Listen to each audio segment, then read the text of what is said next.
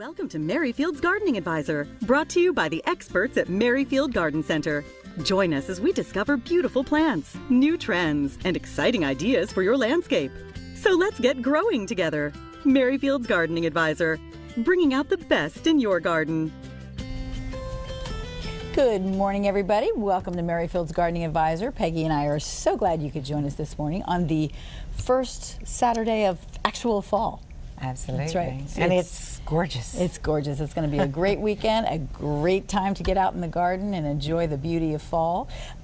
So we've got a great show for you today because fall is a time, you know, you've had your container gardens, which are so important, and all summer they've been looking great, and some of them are still looking great, but it's time to get that fall color for now and into winter. Absolutely, yes. Containers do play an important role in our garden. And then they're very easy. They are. You know, you don't have to go out and weed a huge bed and whatever. You have to keep them properly watered, Right. okay? But also, they're good for decks, they're good for patios, they're good for large gardens. And we're going to sort of cover a lot of territory today.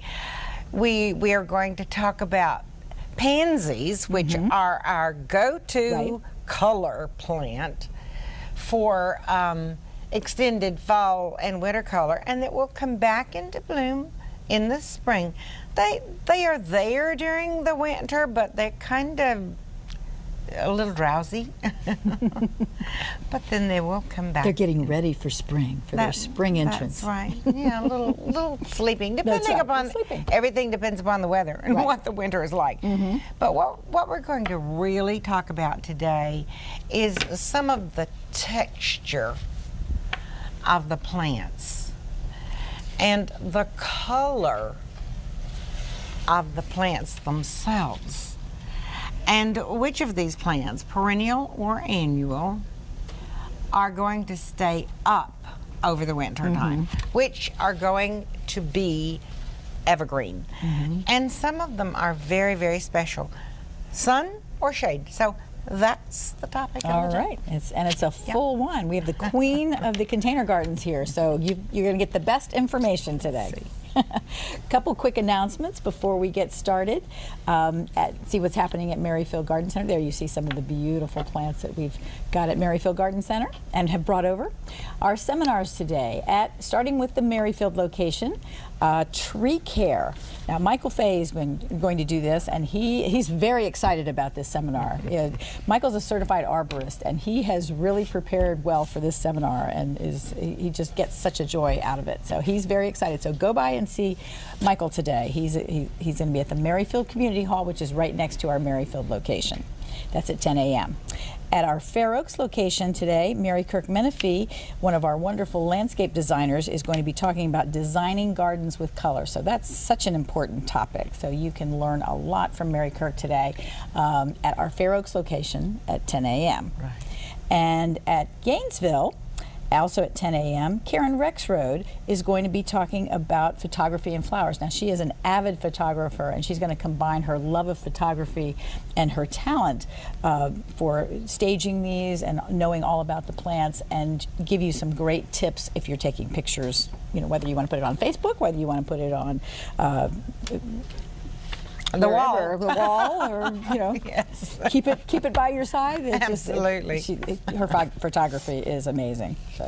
So, and then we have more coming up next week. Quickly, we have got 3 more seminars. Well, actually, I should say 4.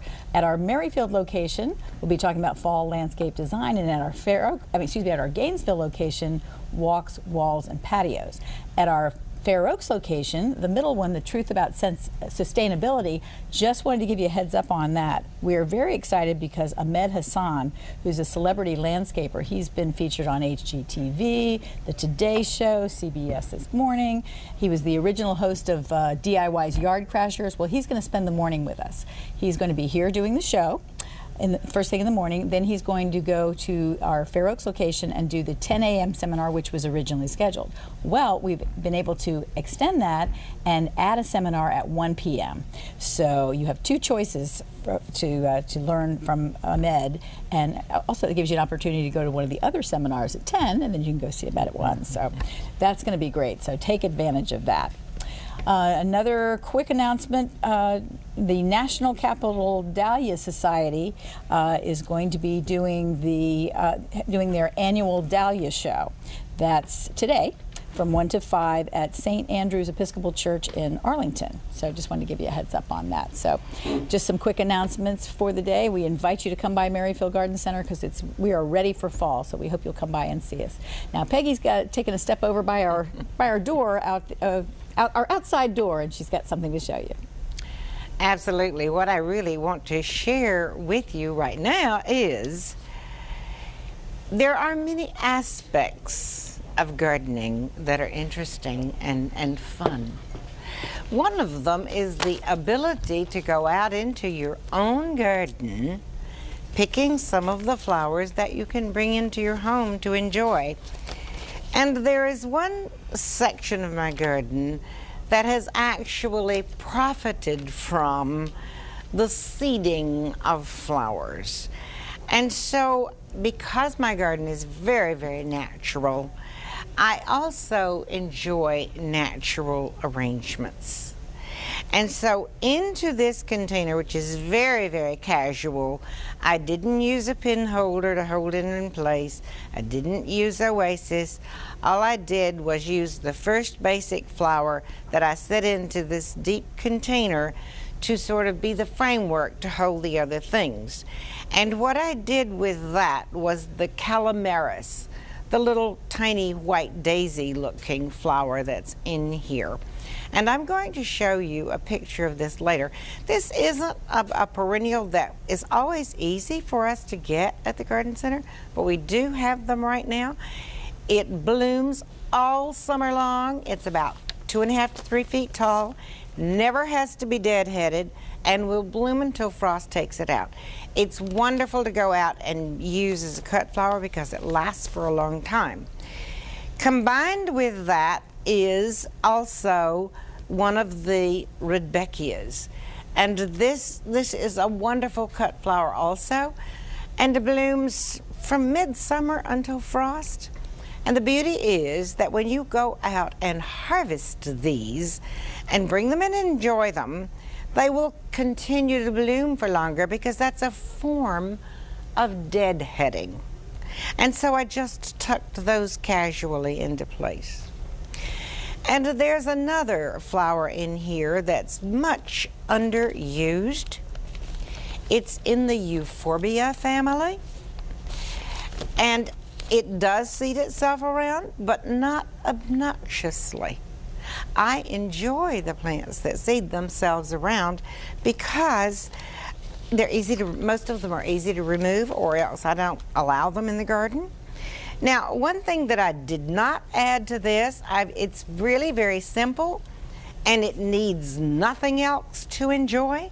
It's predominantly white with the touch of the dark brown and the golden, but I have an affinity for purple. And as I was walking through the garden last evening, I saw the annual Gomphrena, or old-fashioned bachelor's button.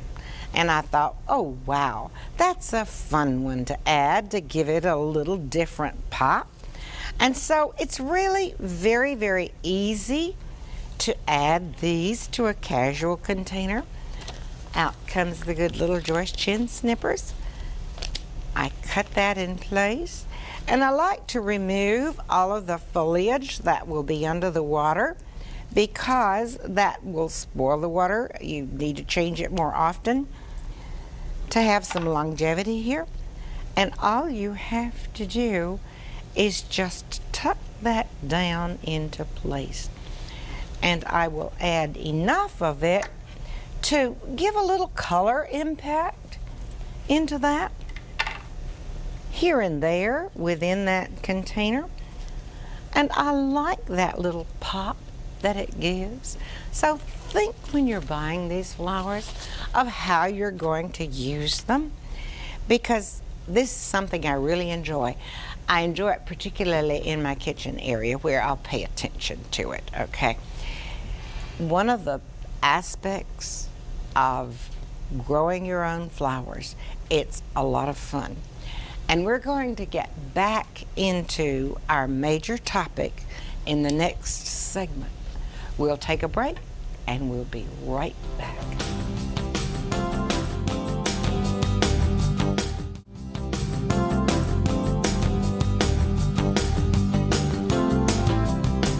Welcome back. We were doing some filming at our Fair Oaks location the other day, and Peggy was there and said, I've got a great idea. Let's film a couple of segments for today's show, which we did. Quickly. Quickly, that's right. We put that, she's a pro, put it right together. So let's take a look at the first one. Containers are for every garden, whether it's a balcony or it's acres. And containers are for all seasons. Let's talk about the winter season, because there are some beautiful plants that can be wonderful for fall, winter, and go into spring. Let's look at one that is fantastic in containers, heuchera or coral bells. And now there are so many beautiful ones. This beautiful green variegation. There is a lovely, lovely burgundy with crinkled leaves. And in the front of this, there's a green with, again, the burgundy. And so this one would look lovely with the solid burgundy. What else would it be beautiful with? There are evergreen perennial ferns. And so you can come in and choose one of those that will look beautiful. It's a nice change of texture. And then there are grasses. Look to the carex. They are beautiful in these containers.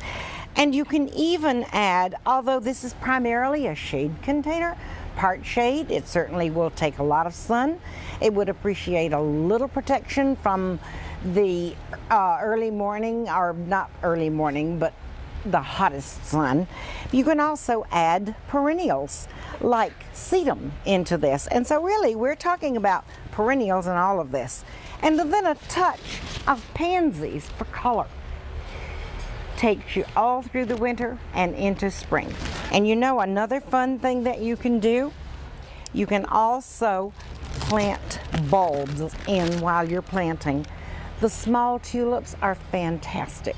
The small daffodils are fantastic.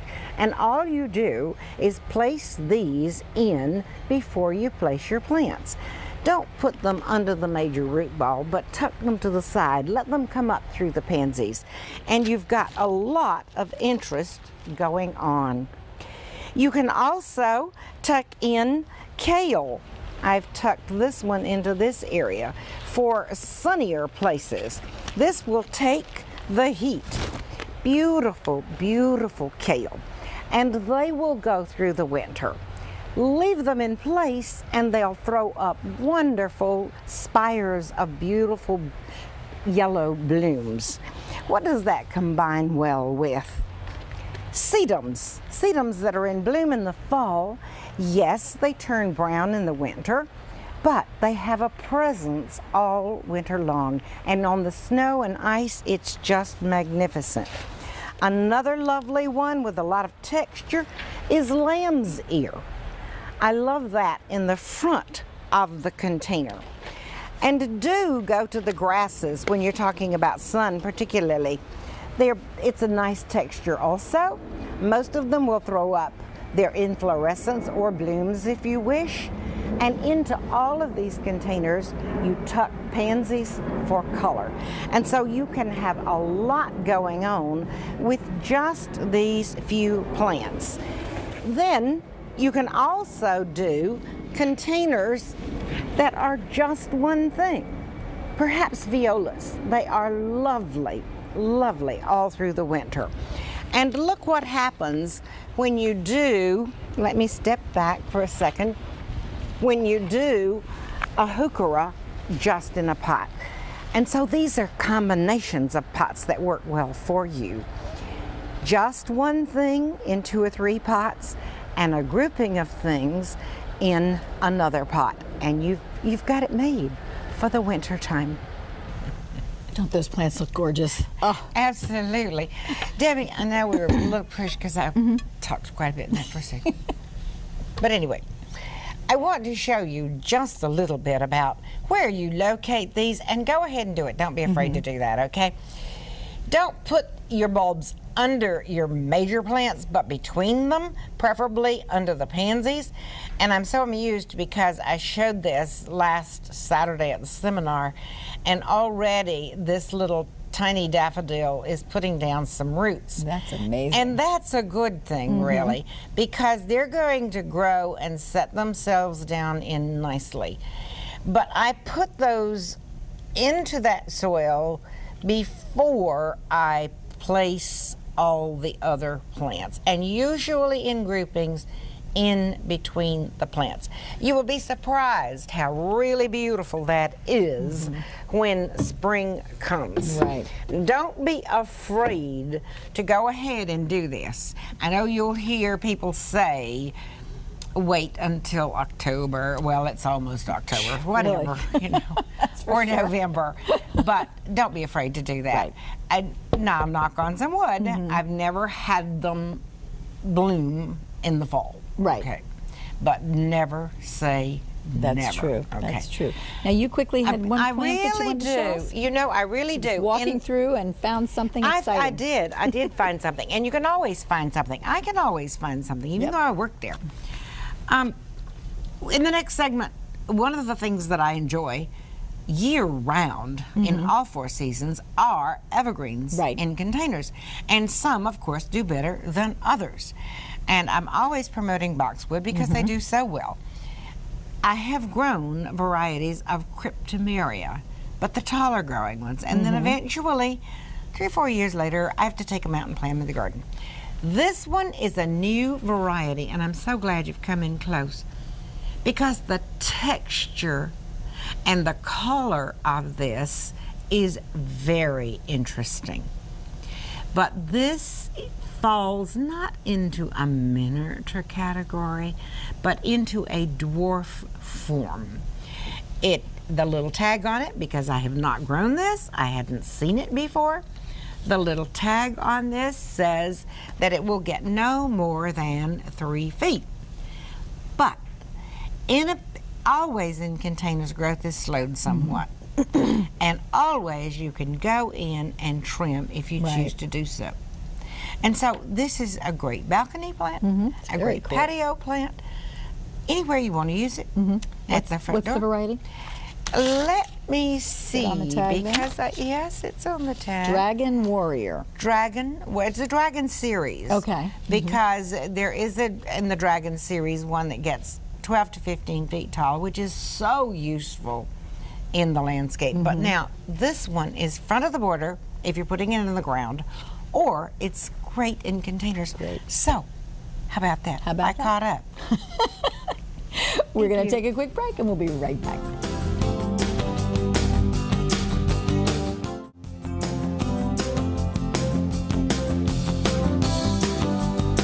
No, Peg, I think I forgot to tell everybody we're taking phone calls later. So if it's later, not right now, but a little later, just want to give you a heads up. So, Fourth segment. That's right. So as we were out filming, we were able to do 2 segments. So let's watch the next one. When you're putting together containers for the winter time, for fall and for winter, there are a lot of fun things that you can do. Many things are available that will be taken out by heavy frost. For instance, these lovely ornamental peppers, just very exciting. And another fun thing that lasts for a long time is this beautiful, intense celosia. Now, why am I suggesting that you use something now for incredible interest that may be taken out by frost? Because when you include violas and pansies in your containers, and these are finished, it just gives more room for those violas and pansies to grow and put on their winter show. Let's look at some of the containers that I've done here.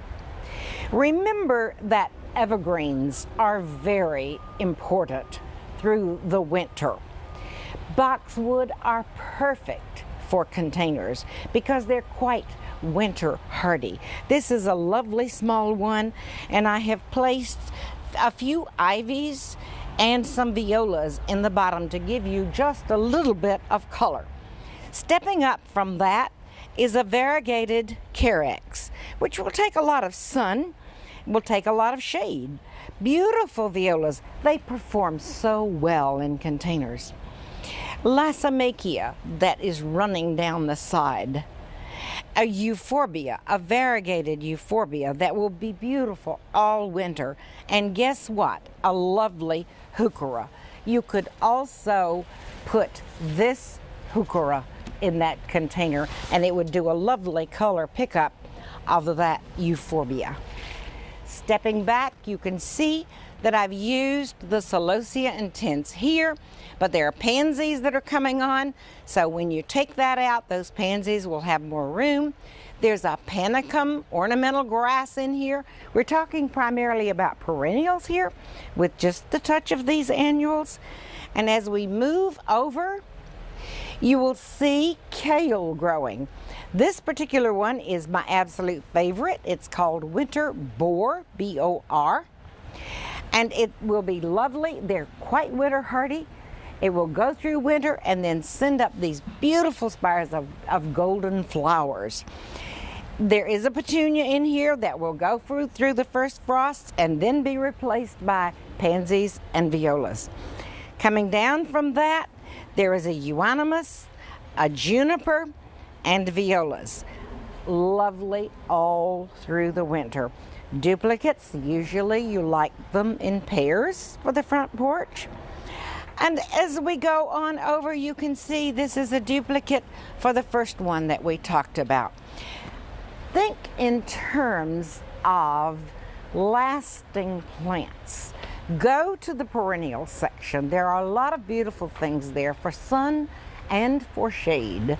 Go to the ornamental grass section, particularly the carex, the things that will do well in sun or in shade and be beautiful even in the snow of winter. And go to the shrub section.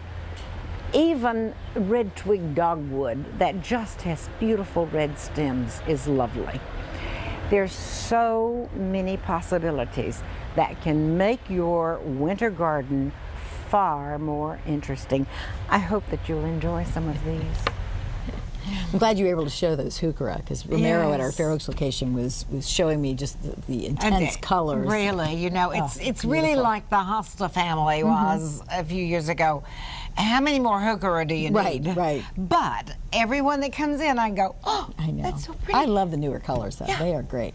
I want to quickly set the stage because we've very little time left in this particular segment. I want to set the stage for what I've been trying to do in my garden at home. And it really sort of evolves because I don't have a whole lot of time.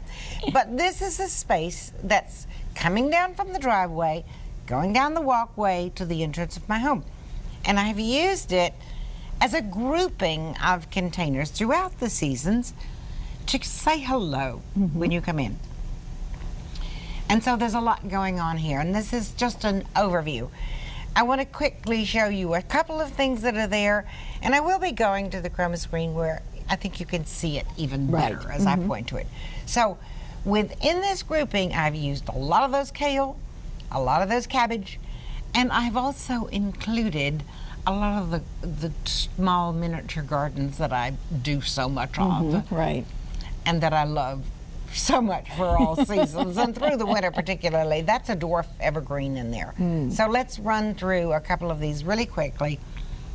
Another view. That's beautiful. Using the kale and the last one before we take a break. There's some of those peppers. When they're finished, the violas will have more space. Oh, gorgeous. And we'll so talk vibrant in the fall. More about it. Absolutely. When we come back. We're going to take, as she said, we're going to send her over to our virtual garden when we come back, and we've got lots of more great ideas. Stay tuned.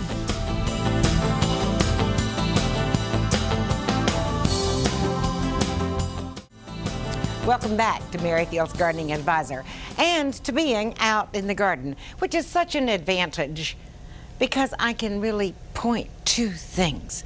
We talked about things that are evergreen, whether they're perennial or otherwise. And right behind me, actually, are the color parts of this, the flowering parts of that. Violas, pansies. Go ahead and get them in. They'll get their roots established and bloom through the winter and into spring. But from that, you see, you've got the kale in all this upper area, and then you've got the lamb's ear, which is a wonderful texture. It's a beautiful gray, and so there's a color pickup in this. Now let's roll through some of these slides, because these things are all in that same grouping of containers. Here is the celosia that I spoke of in the video. It is an annual, but it's one of those things that comes on in late summer and in the fall. Gives you incredible color until frost takes it out. Celosia intense.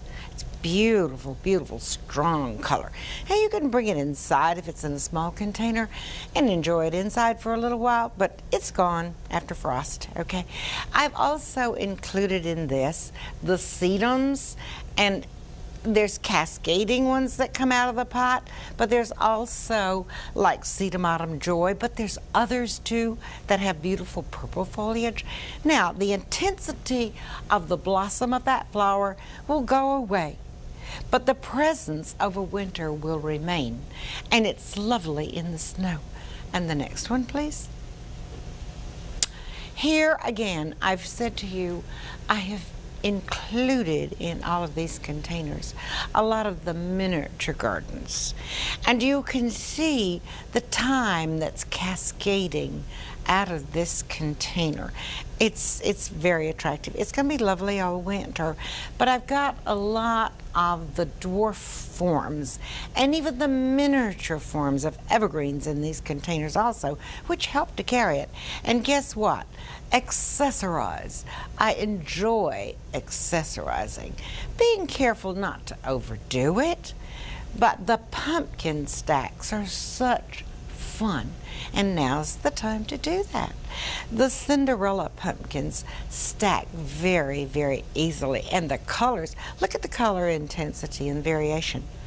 I really often will wrap these with honeysuckle or grapevine. Didn't quite get around to that, but I will. Next one, please.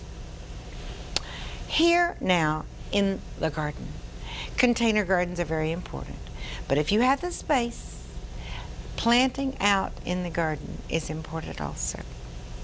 We have many, many mums considered hardy mums. However, a lot of those mums have been hybridized and crossed now, so some of them are not as hardy through the winter as others, but it's still worth a try. I included these a couple of years ago in my garden beside the road, and it's being complemented by all the sedums that are in bloom of great interest there. There's still Verbena bonariensis going on here and petunias in the background. This is the mum that you'll find usually in the annual section, although it's not a true annual. It really is a perennial. But there is a difference in this mum and the one that you will find in the perennial section. And I think we have the picture in the next one, okay? Here is what we consider the true hardy perennial mum. Here again, there are a lot of crosses now. A lot of them are Sheffield mums, and they bloom a little later, which is a great advantage because you can use the beauty of those earlier ones and then have the beauty of this one either in a container or this one in the garden. They are profuse bloomers. They also fit quite well into my landscape because it's a very informal landscape. And so I pinch them, if at all, just one time in June, and then you get these very casual, billowy. And guess what's blooming with that? There's the wonderful purple, I like purple, of the geranium, the hardy geranium, and the blast of orange from the late blooming canna.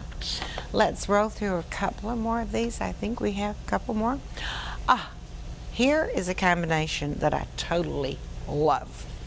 This again is my roadside garden, and it has a lot going on with perennials. You're seeing the Sheffield mums, you're seeing the late Nipanicum, which is a type of chrysanthemum too, Nipanicum daisy. Mine is coming into bloom right now. And then you have the tuber of the dahlia, the bright red dahlia. They are in their glory right now because they love the cooler weather. And if you keep them deadheaded, they'll go through frost. Then you can dig them and bring them inside. Now, what is the spectacular color that's right behind me? Amsonia hubrighti. Isn't that beautiful?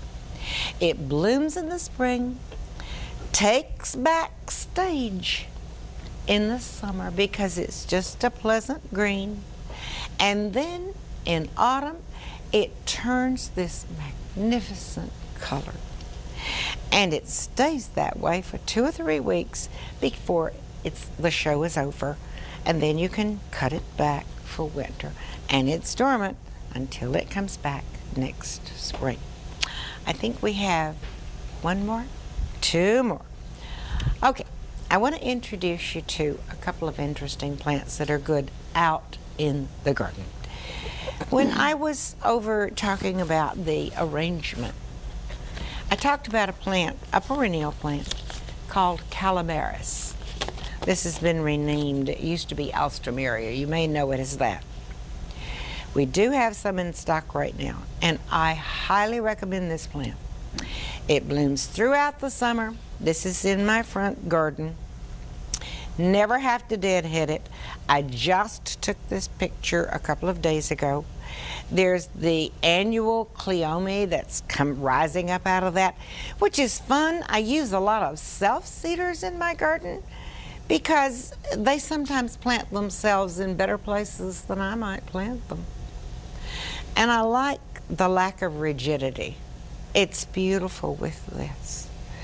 Then at the top of the wall, you've got the grasses. I just love a lot of those Carex grasses. And then down at the bottom, you have salvias blooming that are going to go through frost. And I want to wrap this segment up with an incredible picture from spring. And my reason for this is really promoting the kale, the ornamental kale, because it is the hardiest. It's hardier than the cabbage and almost always goes through the winter. And this is what it does in the spring. It comes up with this great golden flowers and complements all that's going on around it. Please do make note, these tulips were planted beneath those things in the fall, so don't be afraid to do that. I'm going to throw that back to Miss Deb to close on this segment. Thank you, Peg. Wanted to let you know we are going to take your phone calls during the next 2 segments, so give us a call, 703-387-1046, and we'd love to talk to you in just a couple minutes.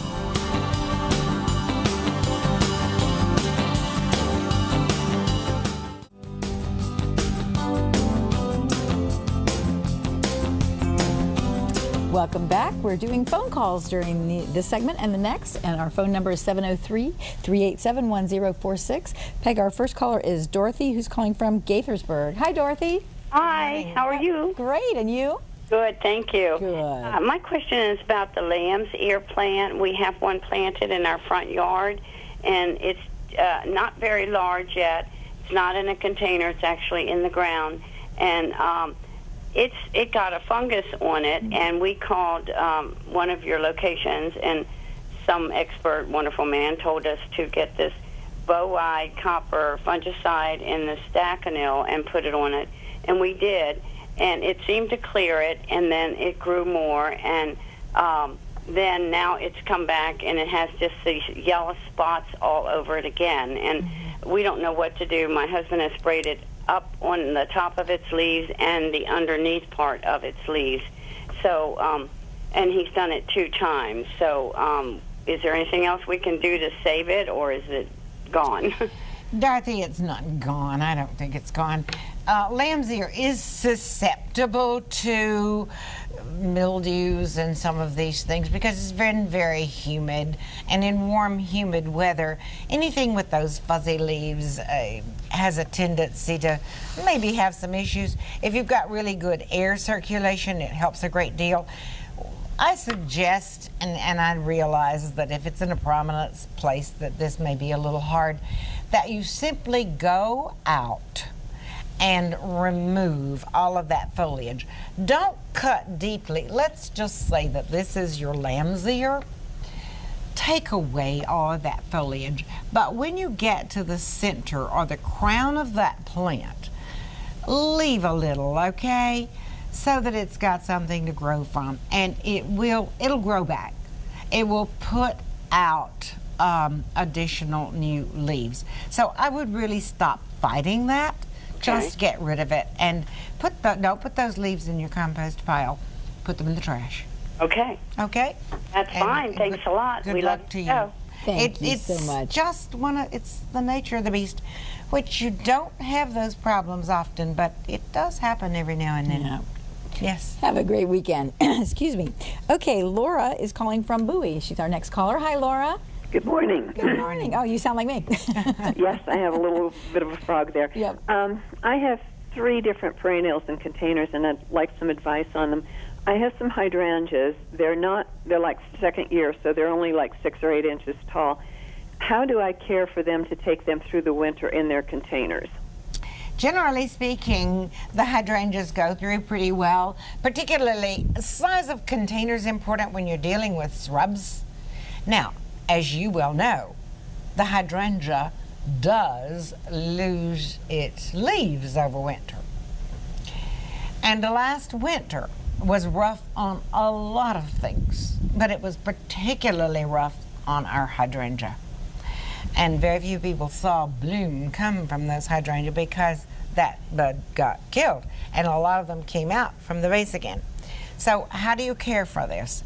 Fortunately, it doesn't have leaves to worry about getting through the winter, but as I said, you need a container that's big enough to carry it through.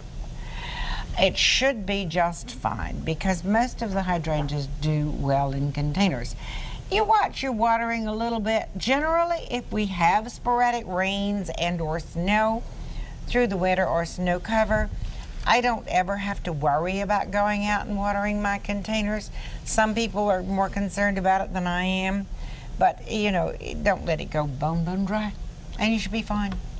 Okay, my second one is an ajuga. It's one of the dark leaf ajugas. Yes, it's beautiful. Last year, I let the leaves die out, and then I put it in my garage over the winter, and it came back this year, and it's so beautiful. So I was wondering, if I bring it inside before the frost hits it, can I use it like an indoor plant during the year, during the winter? I have certainly never done that, and I don't know that it would thrive under those conditions, and I've never brought it in even to the garage in the winter time, so I'm glad you had good luck with that, because it is very perennial and it's very cold hardy, if the container is large enough. But I'm not so sure that I'd want to bring it inside. Okay. Okay. Thank you, Laura. Thanks so much for the call. You have a great weekend. Thank you. Okay, our next caller is Inga, who's calling from Oakton. Hi, Inga. Hi. How are you? I had a problem with knockout roses. I had them maybe 4 or 5 years, and they bloomed beautifully until October. I mean, just really nice. I did deadhead them as well, and fine. But this year, they bloomed beautifully in April. They were full of bloom. I mean, the whole hedge I have, the whole garden hedge.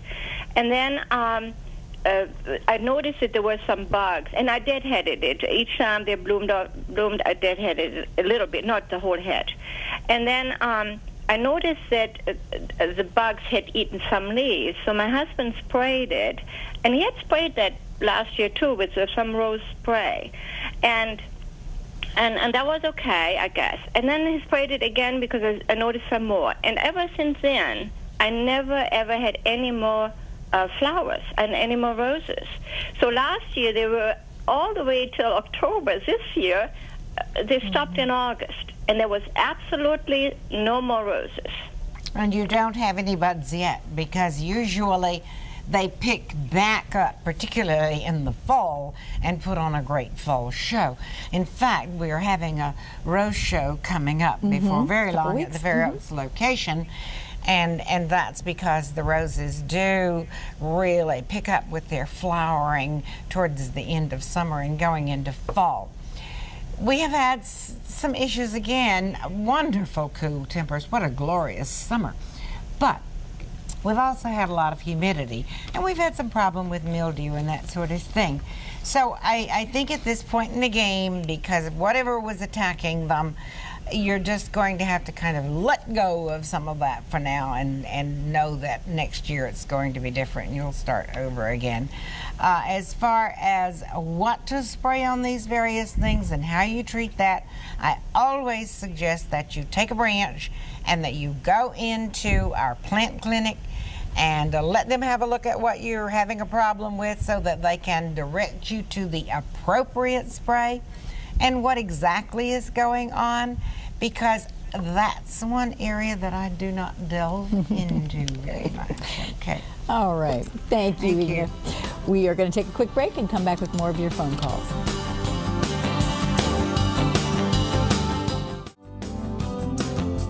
Welcome back. We're getting right back to our phone calls. Patrick is calling from Arlington. Hi, Patrick. You have a quick question? Hey, how are you? Good, thanks. What can we do for you? I love your show. Love your set. I just love Peg. Oh, well, thank you. Right. We love you. This is great. You need to call more often. I have a quick question about basil. Yes. I bought a little packet of seeds, and I planted them and did you plant them and you do like a little 1/4 inch down, and you wait and you wait and you wait. How long do you wait? Not terribly long, Patrick. How long have you been waiting? I've been waiting maybe 2 days. Oh, well, that's not very long. Oh, for goodness sake, you're an impatient person. No, you need to wait a little longer than that. Now, is this in the garden outside or in a container? It's in the container inside. Okay. Oh, okay. And it has good light? Very good light. Very good. Excellent. Bright sunlight. Just don't keep it wet, but keep it slightly moist. Don't let it dry out. And give it a couple more days, Patrick. I was wondering because you wet the sod, and you how often do you water it? I mean, do you water it when it gets dry, or do you water, how often? Don't let it go dry, okay? You do not want to keep this sopping wet. Hopefully you've got a saucer in it to catch excess water. Okay. And you can pour that off when you're sure that that entire root ball is saturated. And what you do, whether it's inside or out, with most plants, is to be sure that when you water, you have watered enough that entire root ball is saturated. And then you don't have to water again until you determine that this plant's beginning to dry out, because you don't want it to go bone dry. Yeah, it gets kind of confusing though. You kind of stick your finger down in there and it feels wet, but if it is wet, don't water it again, okay? Okay. Don't do that. And another thing that people don't think about is you can normally tell how moist that plant is simply by picking it up. How heavy is it? That's a great idea. Yeah. So use that as a guide, Patrick. Patrick, thanks so much. Good for luck the call. with your basil. Have a great weekend. Bye-bye. Have a great morning. Thank you. Okay, Eleanor is calling from Silver Spring. Eleanor, we're just about out of time. Do you have a quick question? Yes. I'm interested in the container garden, and I really was impressed by the kale that was shown on the TV. Yes. Is it deer resistant? The kale, so far, the deer have not eaten my kale. I try not to make positive statements. And will that do well in part shade? Yes, it will. Okay, can you recommend something else for part shade that would do well that is deer resistant? Right, the Carex, the grasses. They don't normally eat those. They will eat the heuchera. They will eat the violas, the pansies, but... Oh, yes. but I do use Bobex, which is an all-natural spray. And I do spray it on those things, not on things that you plan to eat. Thank you. And you can always use some of these kales in so small pieces to garnish your salads or whatever else, because they are edible. But if you sprayed them with Bobex, you don't want to eat them, okay? But those things do help get the pansies and all of that through the winter, because the Bobex isn't washed off by the rain. However, be prepared for it to not smell good for 24 hours. After that, it's fine, okay? But those are two things that I can suggest to you that will tolerate part shade and that the deer will eat. Thanks so much, Eleanor. Thank you. Alrighty, take care. Okay, CJ is calling from Washington. CJ, we've got less than a minute. Do you have a very quick question? Question is about mulching the containers, and especially with my lavender and then the raised boxes. Okay. Help. Okay, I will be really quick. As a mulch on these things, I much prefer to use the tiny gravel. It comes in red, it comes in the River Jacks, it comes in just the plain pea gravel, and I love to do that. Hold your soil down from the top of the container, put on about 1/2 inch. It helps to keep the soil moist. It helps to keep the squirrels from digging in those containers. So that's my recommendation, and I do appreciate your phone calls. Thank you, ladies. That was nice and quick. Great. Thank you. We thank you for joining us. Next weekend, as I said, Ahmed Hassan will be here, both of the TV show and then doing 2 seminars.